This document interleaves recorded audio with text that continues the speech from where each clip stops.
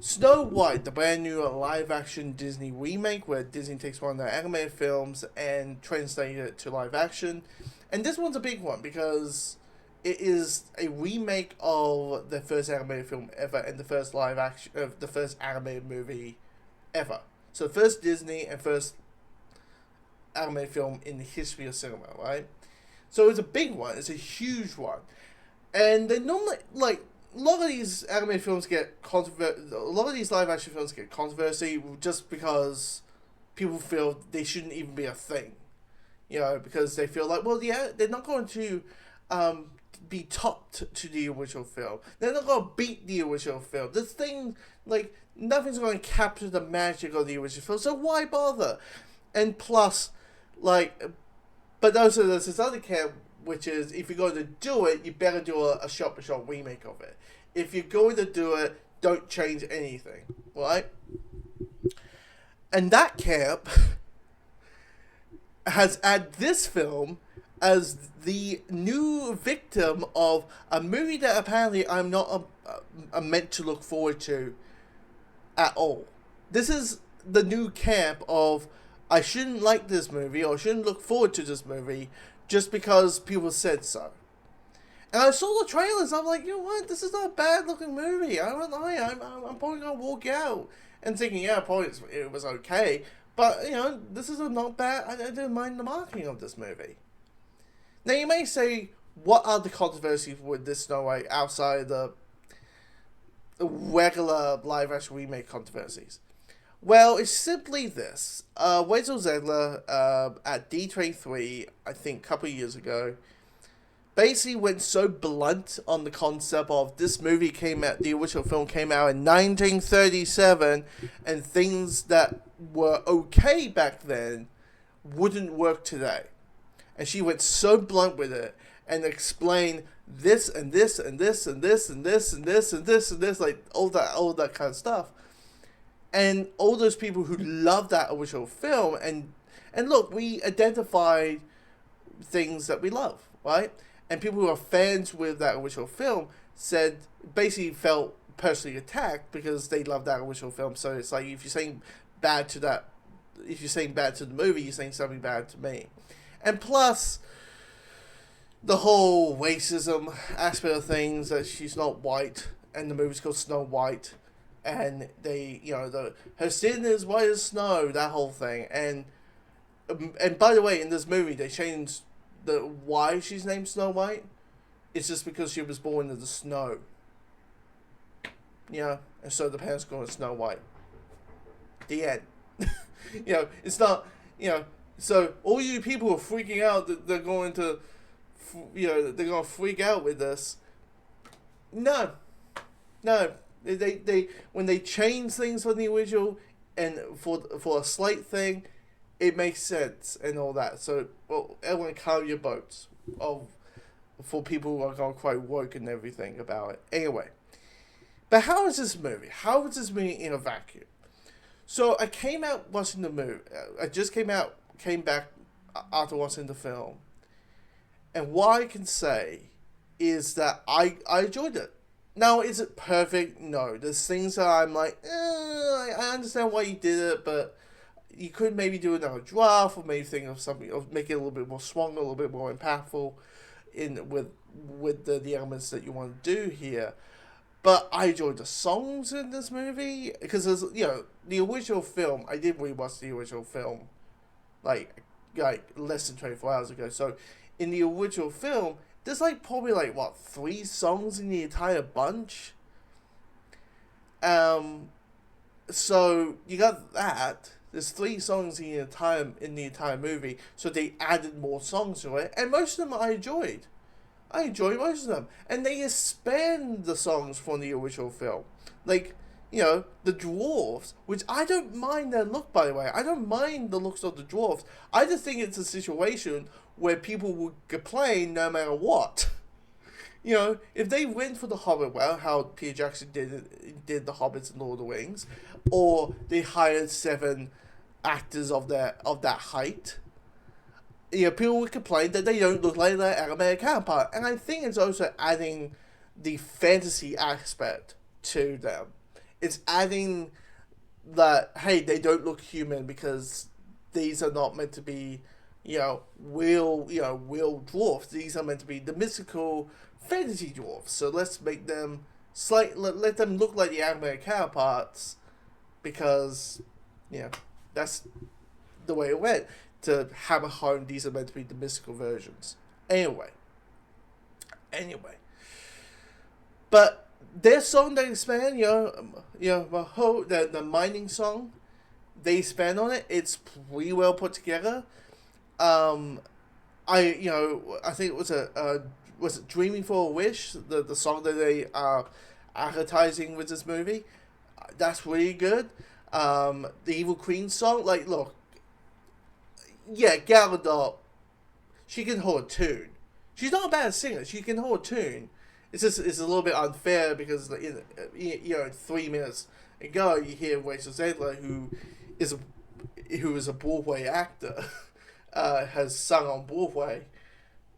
Um, like 3 minutes ago. So it's that weird jarringness where you hear, like, amazing singing to good singing. So it's a little bit like that weird jarriness there.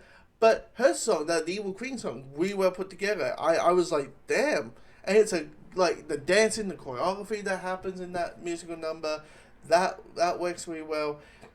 As a musical as a whole, I quite liked. And by the way, I really did enjoy the performances in this film, mainly from Rachel Zegler and Gal Gadot.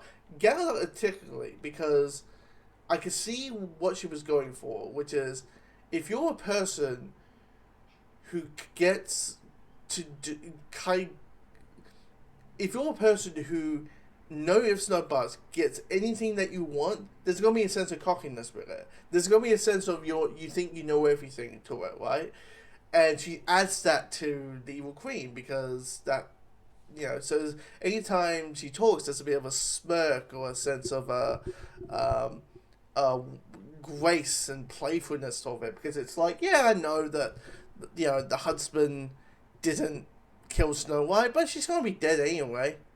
Oh, don't worry, I'll poison her with an apple.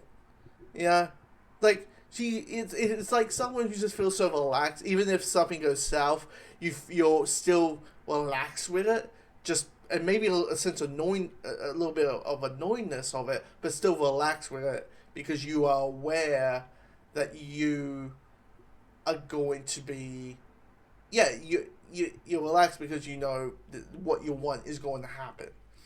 I really enjoy her performance in it. And I find like the big blockbuster films work for her sensibilities, because I saw that movie, that spy film she did last year. Was it Heart of Stone, where she's trying to be like the serious, like, look, I'm a serious actor. I can do hardcore dramas. Yeah, she's in that movie. She's wooden as a plank board, and but the thing that's joyful about Gal's performances from Wonder Woman, Fast and Furious, and all that kind of stuff is there's always a little bit of plainness, a little bit of like a winkle in the eye, with her performances. That makes her not great, but makes her a decent performer. And I do feel like every movie we see of her, we're seeing her elevate, and it's her, her acting classes are the films she's in, so she's kind of proving herself each film she goes. So that's good.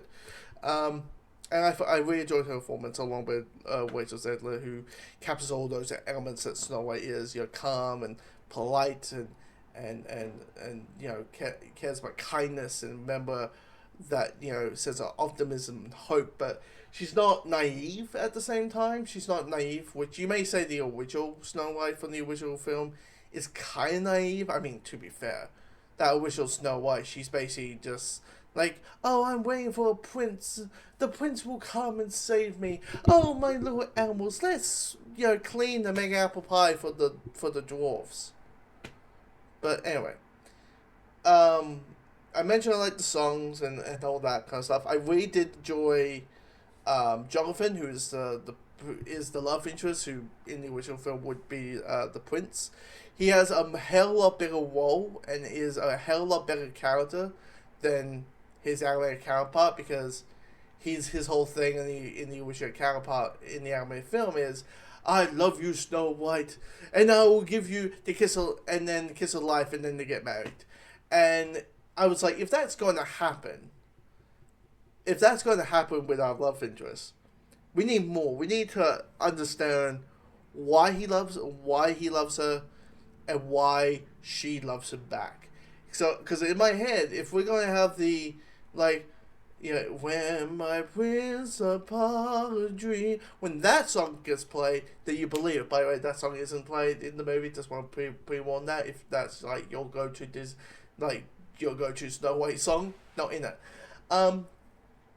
But yeah, I enjoy most of the elements in this film that they add and expand and follow the beats of the anime film, but you know, adapting it for a more modern audience. Now the thing is, as I said, not everything was great or as strong as everything else, because here's the thing: they have this storyline dealing with the White Queen.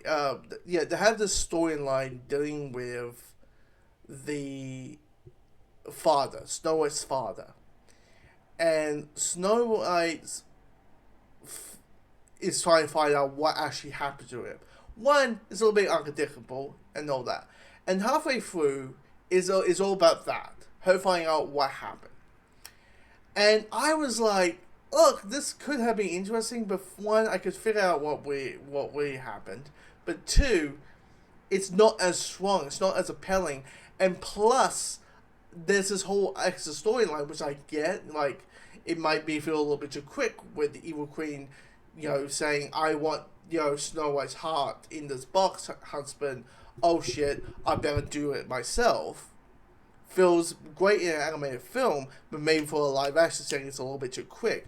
So they like, hey, let's add this element of her asking the guards, asking, hey, my knights, hunt and kill Snow White. That I get, you know, the latter of exhalation, but they could have made it a lot stronger, a lot. Yeah, basically they could have made it a lot stronger. And also, it's like me of this the forest that they are in halfway through the movie feels very cheap, very cheap. Feels like they just found a park that has like a few forest-like trees, and they kind of just walked around it. Anyway, but yeah, so that half because I was in my head, I'm thinking, if you want to do a story about, okay, Snow White is going at the end, is going to become the new queen. She's going to take her leadership. You could kind of do it without the dad. You could kind of be like, hey, you are do the Destiny thing.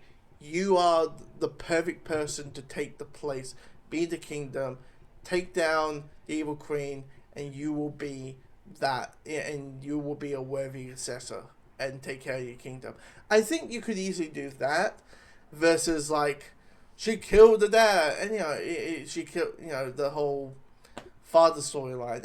And plus, if you want Snow White to be a bit of a badass, to say the words to the queen, look, you poisoned me and I came back to life. So bitch, you better step the fuck down. Like, you know, that type of thing. By the way, the Evil Queen's deaf in this. She doesn't fall to her doom in this as the old hag. By the way, the old hag, another reason Gal Gadot's performance is really good. I don't know exactly is it. Is that actually her as the old hag? I think it is. Wonderful. Her doing the 3 innocent advice that you know, that the character's known for, or that version is, and that. So, but yeah, I enjoyed it. Do I think is it probably, you know, the better half of the live action remakes? Yeah, it's easy to say that, but yeah, I enjoyed the film. I enjoyed the film. Some things in halfway point I thought dragged and wasn't as strong as the first act and the third act, but or the fourth act. I think it's more like a 5 act movie. Like Act 1, Act 2. It's Act 3 that drags, and Act 4 and 5 are basically the strong elements. So anyway, if you've seen the movie, comment below and let me know your thoughts.